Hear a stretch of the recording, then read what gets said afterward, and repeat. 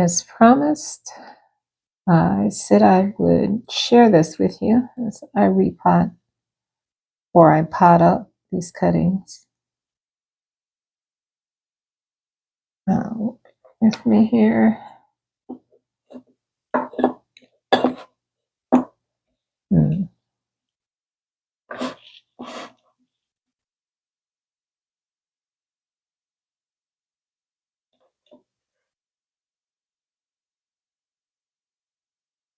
Wow. So apparently this is getting stuck on something. These cuttings are pretty thick. Oh, I see what happened. The little rubber stopper stuck in there. So let's get rid of that first.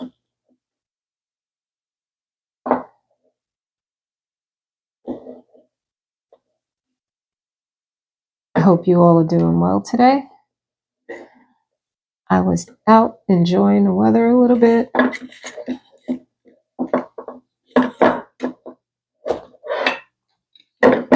I went back to Thanksgiving Farms. Uh-oh. All right. Look how thick these are. I don't know if I'm going to get them out all in one piece. Okay, I think it's coming now. Ooh, slowly. There we go. Wow, look at those roots. Pretty impressive. Wasn't that long ago that I took these cuttings. Look at this. There's actually one growing underwater. Not sure what that was about, but that should be okay.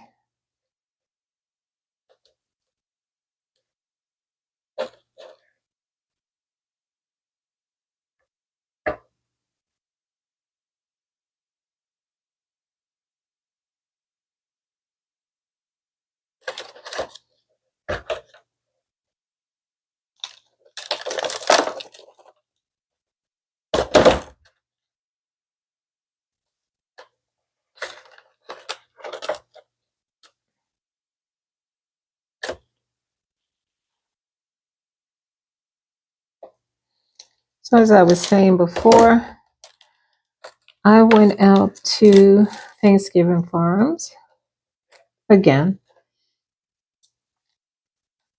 My intent was to go out there to get the hellebores outside. But when I got there, they had gotten some new rare plants in, household plants, indoor plants. And let me tell you, they were stocked up really well. It was nice and early, so there weren't a lot of people there. I should keep that in mind for future filming, to go nice and early on a weekday, because there was no background music. No need to worry about that. And there's a video coming to show you what exactly I saw while I was there. How does that look? Like that? All right, so next. There's a video coming out. Should be this evening. I don't know if this is going to air the same day. So I'm doing this. It's actually, oh boy, I'm glad I took this out. This was the cuttings I put in pond. But look at that. I got some dead roots or dying roots. So let's lose that. The rest don't look too bad. There are a couple of them here and there. But like I said, I don't think I was transitioning this thing into pond properly. It's going to be a process to learn how to grow plants in pond. Although it sounds very simple, you know? But anyway, I'm going to play it safe and just put this in a little pot. I don't want to spill that water. I'm going to use it to water these two little pots.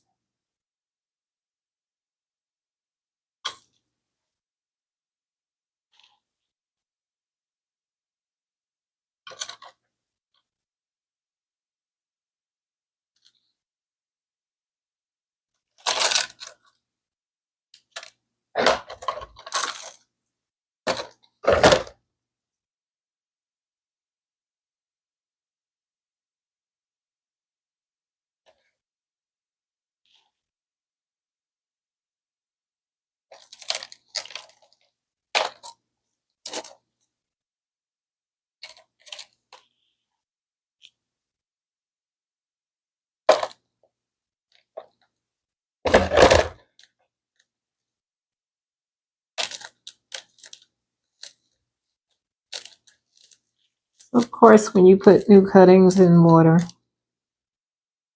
you'll keep your soil a little more wet than usual initially until the plant takes.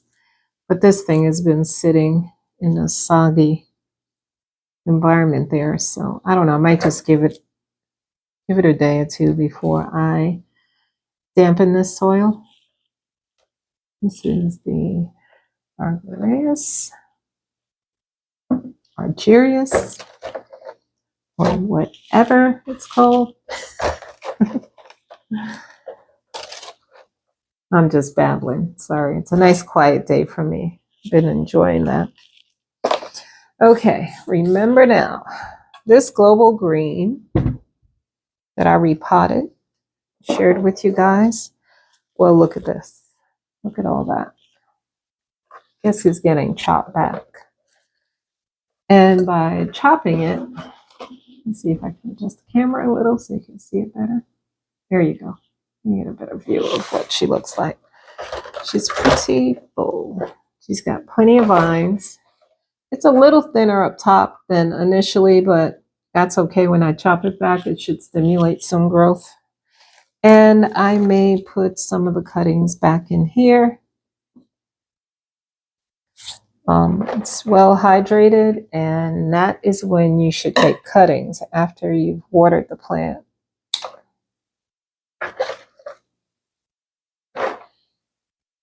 Better survival chances if it's a hydrated plant when you take those cuttings. I'm going to take quite a bit. She's all tangled up. And you know what I'm going to do? Usually I would put them in soil. I mean, not soil, in water. Root them up first, because especially pothos, they seem to root up very quickly. Do nicely in water, but I think I'm going directly in soil this time. I'm going to see how that works out.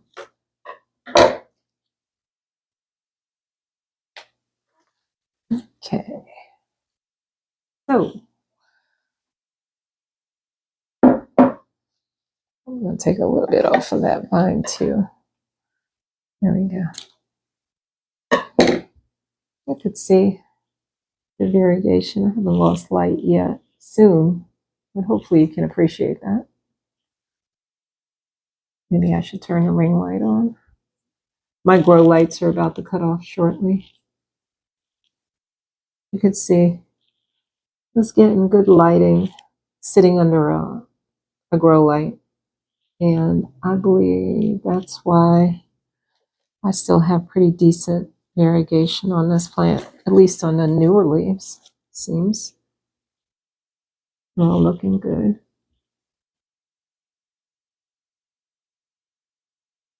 But anyway, okay. So that will go back up where she was. I don't know, I wonder if I should put some of these cuttings in there right now. Or maybe I'll just root them out. I don't know. Who knows what I'll end up doing. But when you take cuttings, this is where the roots are going to grow from. So let's see.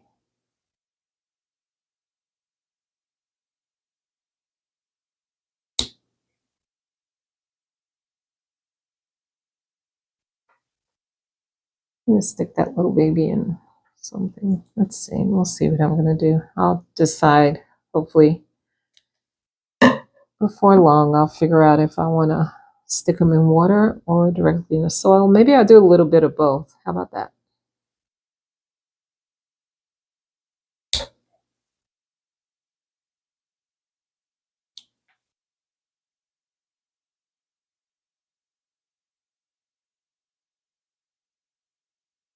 If this whole thing will root.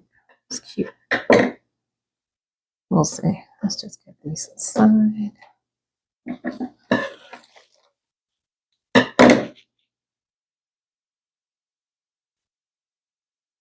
Okay.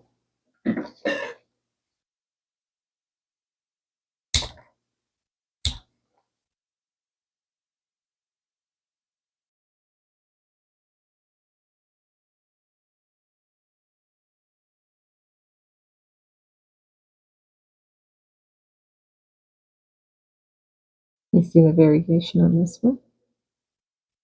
I don't know if the sun is going to help or hurt me. You can see better there. Look at that little baby.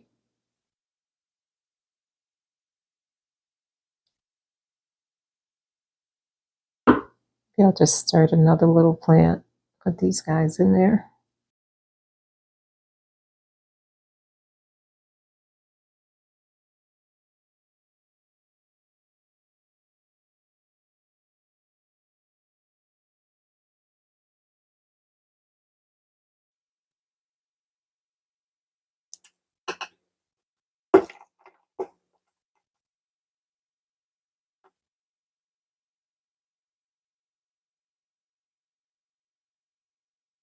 Okay, so when I was shopping earlier, as I was saying before, I changed my mind about the hellebores for now. I wanted to take a look at my yard and kind of guess like where I can put those and where they'll, fit in. Just wanted to think it through. I guess I'm not ready to deal with the outdoor stuff yet. But I did go out and look at some of my hydrangeas to see how they looked. I didn't really protect them much from cold, and it hasn't been too cold here in Maryland, but still. I still see buds, so I guess there wasn't that much damage. Oh, here goes my background lights. They're going to start going out, so I may have to turn on my ring light, which I'm still trying to get the hang of that so that it's not so bright. I feel like it can wash you out a little bit. It's so bright. And I have different levels of light that I can use and different types on my ring light. But it's a process that I'm still trying to get used to. What's that glare? Okay.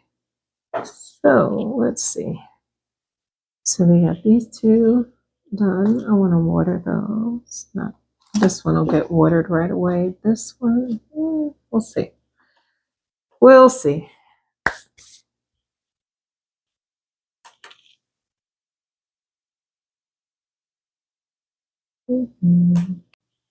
Okay, so here we go. I finished that up. Looking pretty good. I'll just water it and keep it a little moist for, I don't know, the first week or two. And then I'll back off for watering. And then she should start rooting. But cute, nice full pot. So we have the Silvery Ann, the Global Green, and trying to save the Syndapsis. Argerius. That's what I'll call her now. It'll change tomorrow. Every time I say it differently. But anyway, I have one, the mother plant, the cuttings that I got these cuttings from the mother plant. She, that was the one I learned about how to take care of Synopsis on, because I was overwatering her, and then she kept like trying to die on me, and I'd repot, get her into a tighter pot, put her in a terracotta pot, and she's still here. She hasn't died, but I was getting small little leaves, so I'm gonna try to give her better lighting or something and figure out what she needs. But she's not dead, and neither is her baby. So we're gonna try to keep this one alive too. Wish me luck.